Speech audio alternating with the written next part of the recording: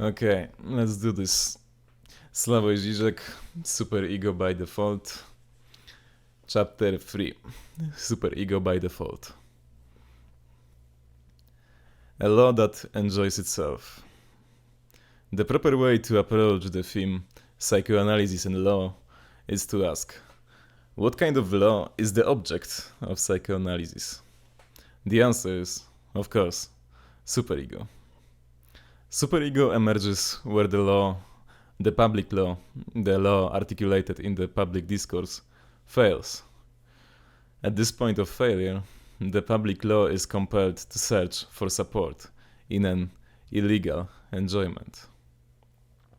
Superego is the obscene, nightly law that necessarily redoubles and accompanies as its shadow the public law. This inherent and constitutive splitting in the law is the subject of Rob Reiner's film A Few Good Men, the court-martial drama about two Marines accused of murdering one of their fellow soldiers. The military prosecutor claims that the two Marines' act was a deliberate murder, whereas the defense succeeds in proving that the defendants simply followed the so-called Code Red, which authorizes the clandestine nighttime beating of a fellow soldier who, in the opinion of his peers, or the superior officer, has broken the ethical code of the Marines. The function of this Code Red is extremely interesting. It condones an act of transgression, illegal punishment of a fellow soldier, yet at the same time it reaffirms the cohesion of the group. It calls for an act of supreme identification with group values. Such a code must remain under cover of night, unacknowledged, unutterable. In public, everybody pretends to know nothing about it, or even actively denies its existence. It represents the spirit of community at its purest, exerting the strongest pressure on the individual to comply with its mandate of group identification. Yet, simultaneously, it violates the explicit rules of community life. The plight of the two accused soldiers is that they are unable to grasp this exclusion of Code Red from the big other, the domain of the public law. They desperately ask themselves, what did we do wrong? Since they simply followed the order of the superior officer. Where does this splitting of the law into the written public law and its underside, the unwritten, obscene secret code, come from? From the incomplete, non-all character of the public law. Explicit public rules do not suffice, so they have to be supplemented by a clandestine, unwritten code, aimed at those who, although they violate no public rules, maintain a kind of inner distance and do not truly identify with the spirit of community. Sadism thus relies on the splitting of the field of the law into law qua ego ideal, that is, a symbolic order which regulates social life and maintains social peace, and its obscene super-egotistical inverse. As numerous analyses from Bakhtin onwards have shown, periodic transgressions of the public law are inherent to the social order. They function as a condition of the latter's stability. Bakhtin's mistake, or rather that of some of his followers, was to present an idealized image of these transgressions, while passing in silence over lynching parties and so on, as the crucial form of the carnivalesque suspension of social hierarchy. What holds together a community most deeply is not so much identification with the law that regulates the community's normal everyday circuit, but rather identification with a specific form of transgression of the law's suspension. In psychoanalytic terms, with a specific form of enjoyment. Let us return to those small-town white communities in the American South of the 1920s, where the reign of the official public law is accompanied by its shadowy double, the nightly terror of Ku Klux Klan, with its lynchings of powerless blacks. A white man is easily forgiven minor infractions of the law, especially when they can be justified by a code of honor. The community still recognizes him as one of us. Yet, he will be effectively excommunicated, perceived as not one of us, the moment he disowns the specific form of transgression that pertains to this community. Say, the moment he refuses to partake in the ritual lynchings by the Klan, or even reports them to the law, which, of course, does not want to hear about them, since they exemplify its hidden underside. The Nazi community relied on the same solidarity in guilt introduced by participation in the common transgression. It ostracized those who were not ready to take on the dark side of an idyllic Volksgemeinschaft. The night pogroms, the beatings of political opponents, in short, all that everybody knew yet did not want to speak about aloud. When, as a consequence of the bourgeois egalitarian ideology rise to power, the public space loses its direct patriarchal character, and the relationship between the public law and its obscene superego underside also undergoes a radical change. In traditional patriarchal society, the inherent transgression of the law assumes the form of a carnivalesque reversal of authority.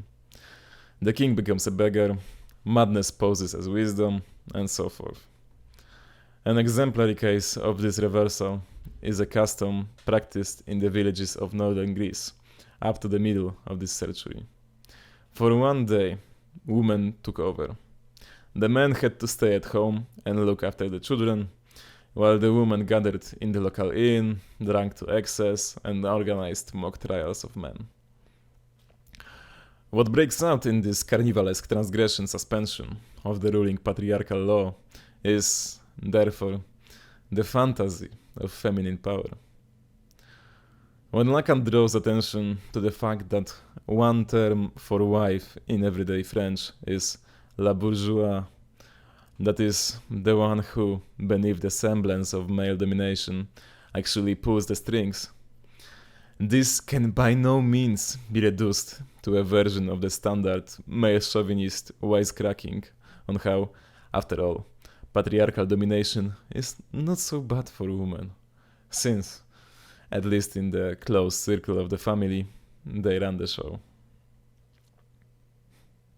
The problem goes deeper. One of the consequences of the fact that master is always an impostor in the duplication of the master.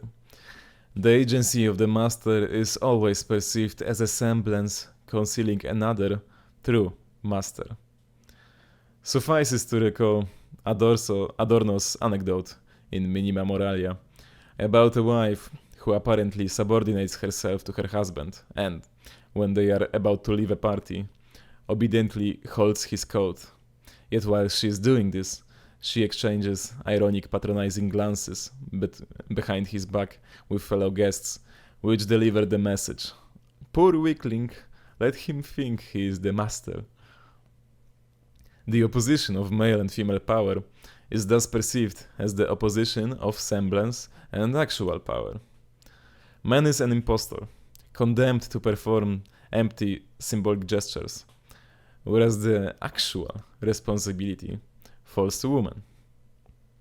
The point is not to be missed here, however, is that this specter of woman power actually depends on male domination.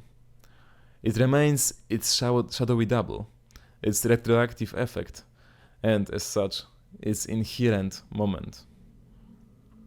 For that reason, the idea of bringing the shadowy woman's power to light and acknowledging its central position publicly is the most subtle way of succumbing to the patriarchal trap.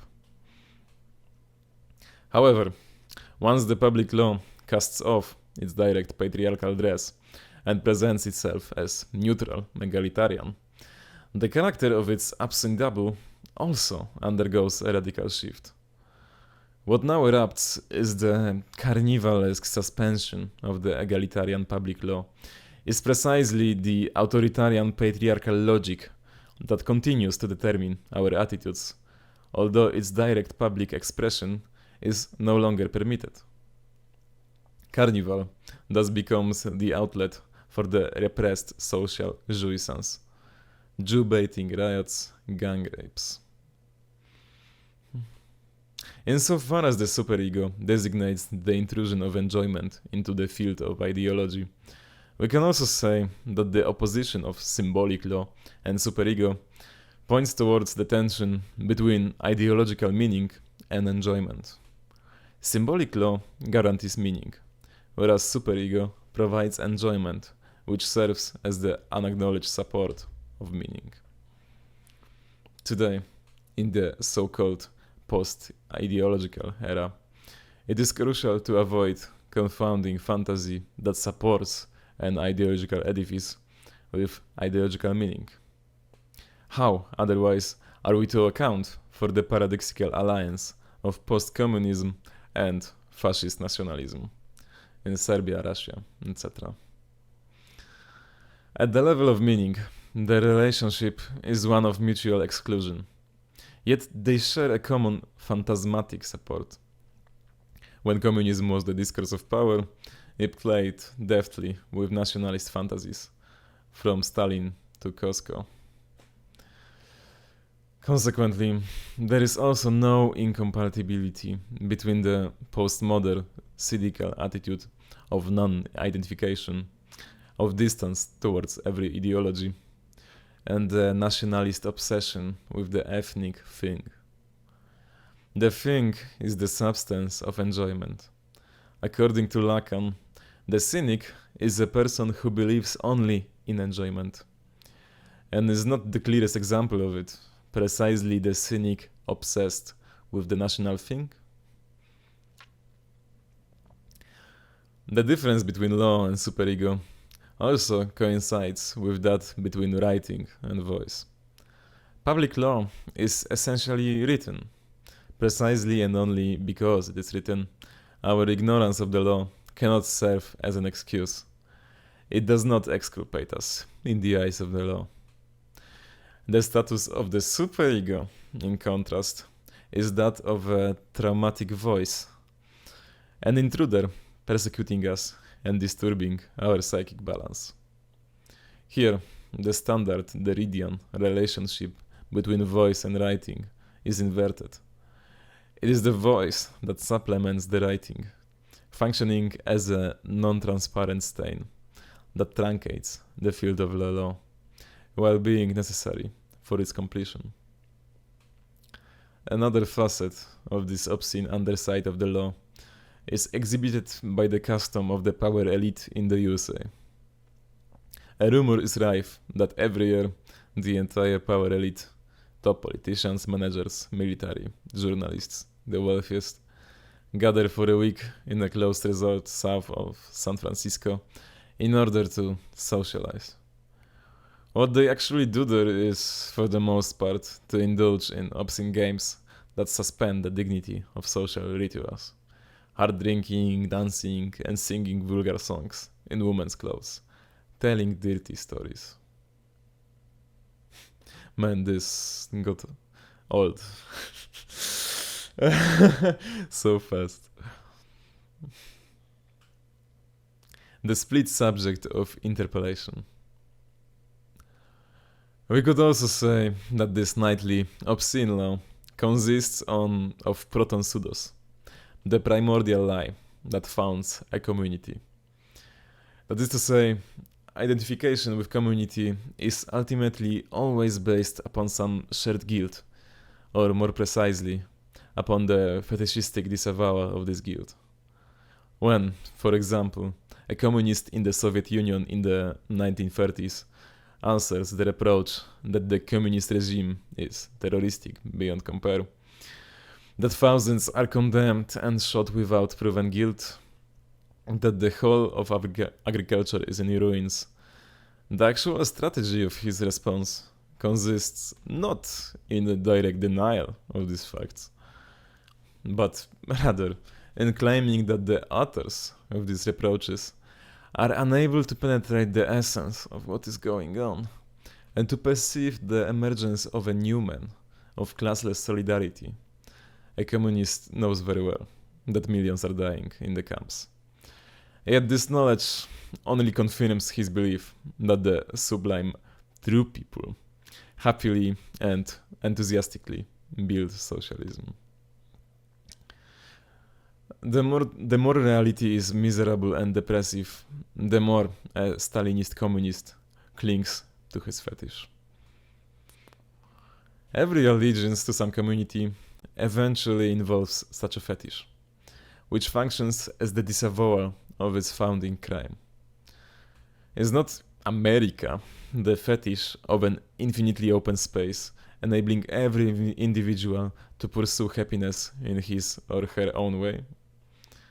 The nature of this solidarity in guilt can also be much more specific. When, for example, the leader is caught with his pants down, the solidarity of the group is strengthened by the subject's common disavowal of the misfortune that laid bare the leader's failure or impotence. A shared lie is an incomparably more effective bond for a group than the truth. Perhaps one should reread Hans Christian Andersen's The Emperor's New Clothes along these lines. Of course, everybody knew that the emperor was naked, yet it was precisely the disavowal of this fact that held the subjects together. By stating this reality, the unfortunate child effectively dissolved the social link. This paradox of solidarity in guilt, however, is far from holding true only for totalitarian communities. Suffices to recall today's progressive cultural critique communities. Is not their founding gesture a fetishizing elevation of an author, typical candidates Alfred Hitchcock, Jane Austen, Virginia Woolf, all of whose politically incorrect misdeeds are pardoned in advance or reinterpreted as subversive progressive in an unheard of, hidden way. The community's enjoyment is provided by this very collective disavowal. For example, by our insistence on the progressive character of Hitchcock, which suspends the symbolic efficiency of what obviously does not enter this frame. In this respect, we are ultimately doing the same thing as the Western Stalinist communists, who, in the 1930s, faithfully followed the reversals of the party line, and first saw the main enemy in fascism, then changed into an engaged pacifist, enthusiastically supporting the Soviet-German Pact and warning against the English or French militarism, and ended by calling for a common front of all progressive forces, communists and bourgeois democrats, against fascism. Far from putting him too much trouble, these reversals only confirmed him in his communist creed. Or, as Jean-Claude Milner put it, perhaps the principal function of the master is to set down the lie that can sustain group solidarity.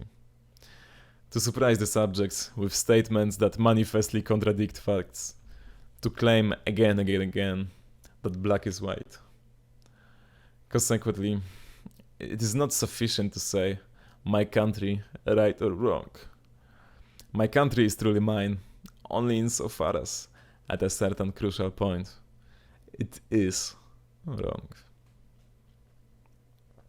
This tension between the public law and its obscene Superego underside also enables us to approach Althusser's notion of ideological interpellation in a new way.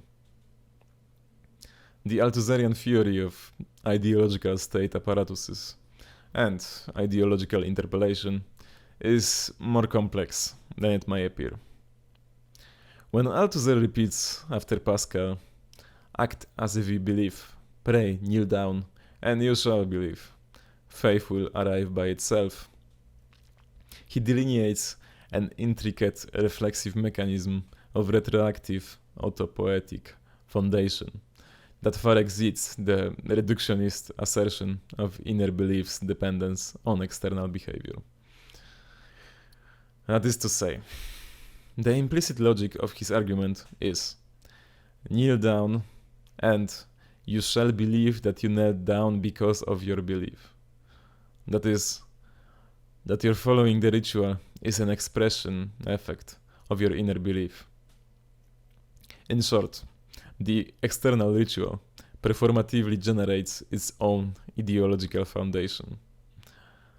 Herein resides the interconnection of the ritual that pertains to ideological state apparatuses and of the act of interpellation. When I believe that I knelt down because of my belief, I simultaneously recognize myself in the call of the other, God, who dictated that I kneel down. Things are even more complex in the case of interpellation. Althusser's example contains more than his own theorization gets out of it. Althusser evokes an individual who, while carelessly walking down the street, is suddenly addressed by a policeman. "Hey, you there!" By answering the call, that is, by stopping and turning around the policeman, the individual constitutes himself as the subject of power of the big other subject, ideology. Transforms the individuals into subjects. It transforms them all by that very precise operation which I have called interpellation, or hailing, and which can be imagined along the lines of the most commonplace everyday police, or other, hailing. "Hey, you there." Assuming that the theoretical scene I have imagined takes place in the street, the hailed individual will turn around. By this mere 180-degree physical conversion, he becomes a subject. Why? Because he has recognized that the hail was really addressed to him, and that it was really him who was hailed, and not someone else. Experience shows that the practical transmission of hailings is such that they hardly ever miss their man. Verbal call or whistle, the one hailed always recognizes that it is really him who is being hailed. And yet, it is a strange phenomenon, and one which cannot be explained solely by guilt feelings, despite the large numbers who have something on their consciences.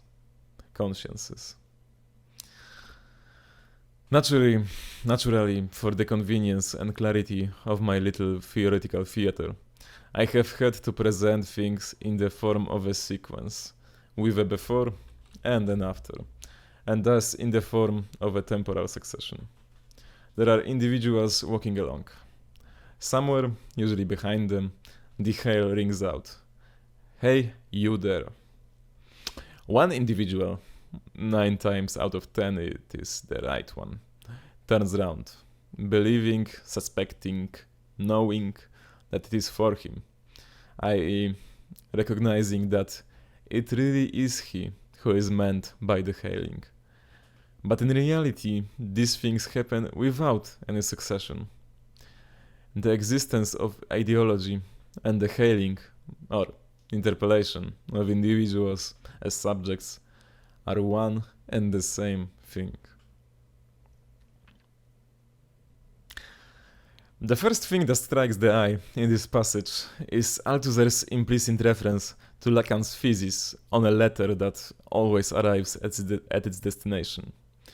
The interpellative letter cannot miss its addressee, since, on account of its timeless character, it is only the addressee's recognition acceptance that constitutes it as a letter. The crucial feature of the quoted passage, however, is the double denial at work in it. The denial of the explanation of interpellative recognition by means of a guilt feeling, as well as the denial of the temporality of the process of interpellation. Strictly speaking, individuals do not become subjects, they always already are subjects. This double denial is to be read as a Freudian denial.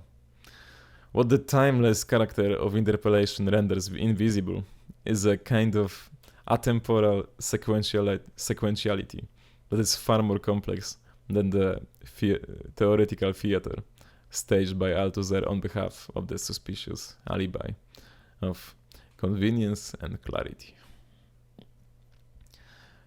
This repressed sequence concerns a guilt feeling of a purely formal, non-pathological, in the Kantian sense, nature. A guilt which, for that very reason, weighs most heavily upon those individuals who have nothing on their consciences. That is to say, in what precisely consists the individual's first reaction to the policeman's "Hey, you there?" In an inconsistent mixture of two elements. 1. Why me? What does the policeman want from me? I am innocent. I was just minding my own business and strolling around. However, this perplexed protestation of innocence is always accompanied by 2. An indeterminate Kafkaesque feeling of abstract guilt. A feeling that, in the eyes of power, I am a priori terribly guilty of something, although it is not possible for me to know what precisely I am guilty of. And, for that reason, since I don't know what I am guilty of, I am even more guilty.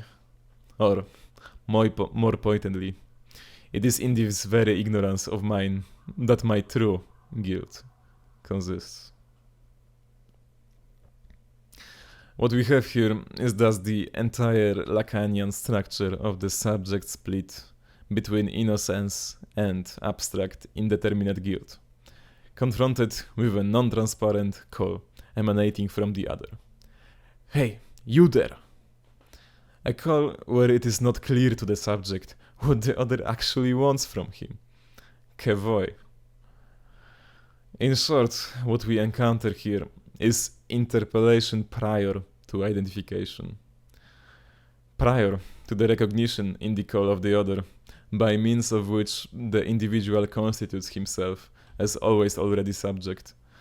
We are obliged to acknowledge this timeless instant of the impasse, in which innocence coincides with indeterminate guilt.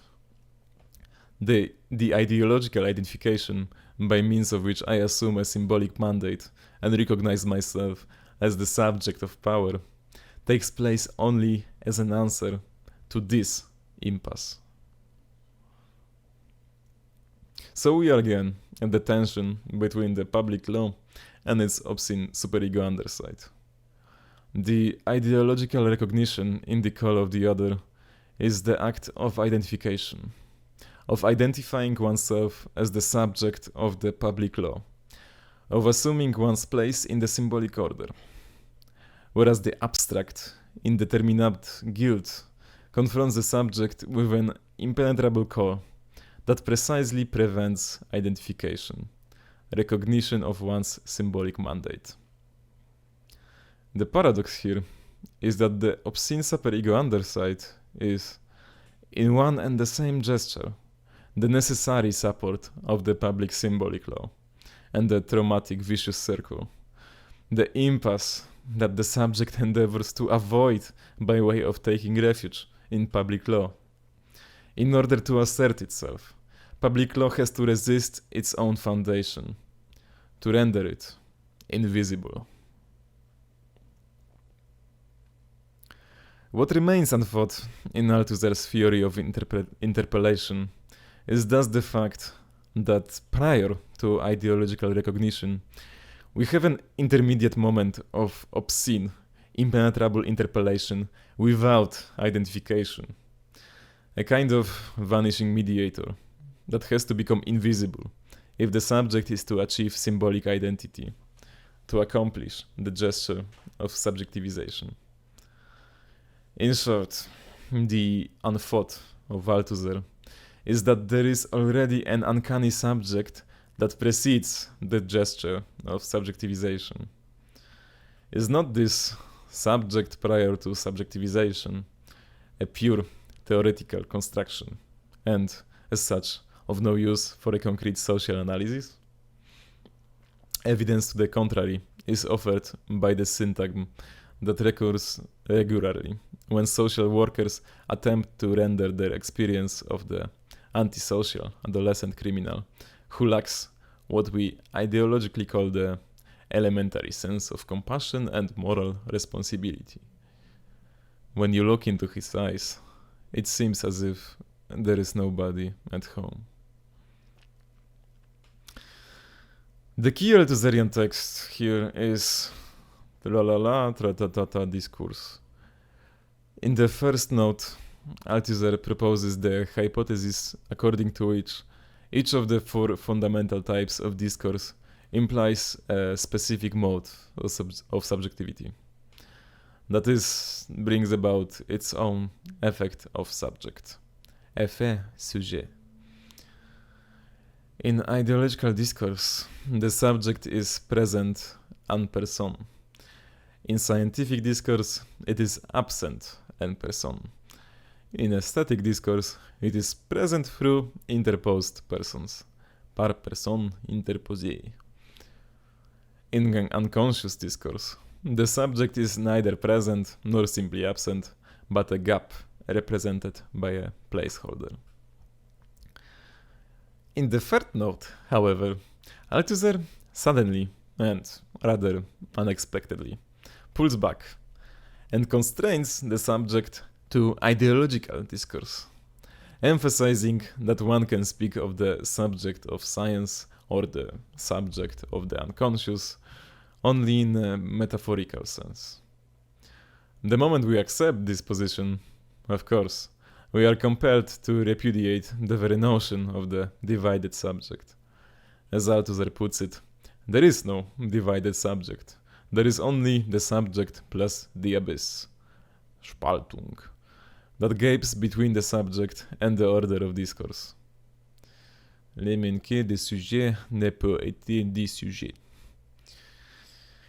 In short, Lacan illegitimately identifies the void, the gap that undermines the self-identity of the subject, with the subject itself.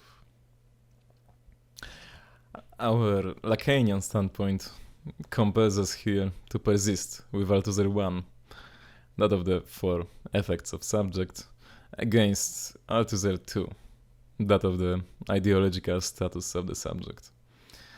Althusser's constraining of the subject to ideology is a clear case of theoretical regression. The four effects of subject in Althusser 1 are clearly not of equal weight. There are two candidates for the law of the subject par excellence. Either the ideological subject, present en personne, or the subject of the unconscious, a gap in the structure, divided subject, that is merely represented by a signifier. Althusser opted for the first choice, ideological status of the subject, whereas from the Lacanian standpoint, the second choice seems far more productive.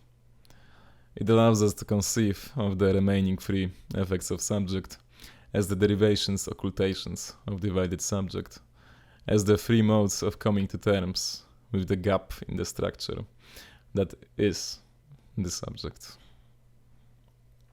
An additional argument for the Lacanian choice is provided by the symptomal reading of Althusser himself. Is not the shift in Althusser's theory announced by his essay on Lenin and philosophy, the self-critical repudiation of theoreticist deviation, the assertion of class struggle in theory, the theory's self-referentiality, that is, the notion that theory is included in its object, a kind of return of the repressed, with the dimension of the subject of the signifier. What is indicative here is Althusser's new definition of philosophy, which encapsulates this shift. No longer philosophy is the theory of theoretical practice, but philosophy represents politics, class struggle in theory. Is this not a clear variant of Lacan's a signifier represents the subject for another signifier? Class struggle, as the gap that prevents totalization, is the sole true subject of history, whereas philosophy is the master signifier, as one that represents the subject, the class struggle, for the theory within the field of knowledge, as two.